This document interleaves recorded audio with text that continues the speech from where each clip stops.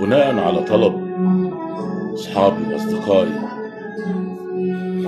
إن احنا نقول حاجة جديدة وحزينة، وعلى رأسهم أخويا وحبيبي وصديق عمري أشرف صالح، بالمرة نسمعها لصديقنا حمدي يوسف الشاعر الكبير.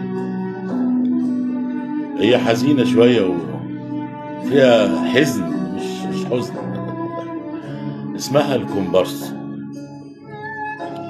إهداء للناس المهمشين في الحياة. بتقول يا سيدي كومبارس: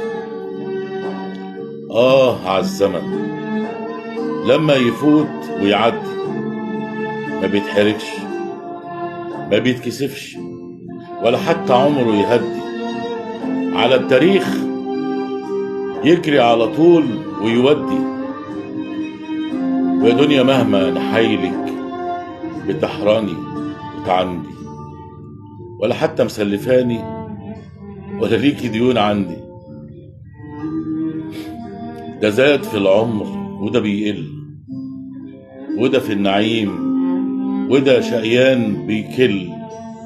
وده كان مهم وده كان أهم، وده بالمشاعر عليم وده أصله ما بيهتم. أيامه بنعيشها كده بالأمر، سودة بلون الليل، مرة بلون الشاي، مرة بلون الشاي، مرة بلون التمر. بس اما تشربها كأنك بتشرب جمر. تواريخ تجيب تواريخ، ناس بتنزل في بير، وناس على المريخ، وناس تحارب بنبلة تانية بالصواريخ. وتتغير الأشكال وتتغير الأحوال، واللي يتقال النهاردة بكرة كمان يتقال. تشوفهم رجالة وبشنبات، بس أفعالهم أفعال عيال. وإحنا يا دوب كومبارس، الفقراء ولاد العرب. بلاش يا اس في الآخر.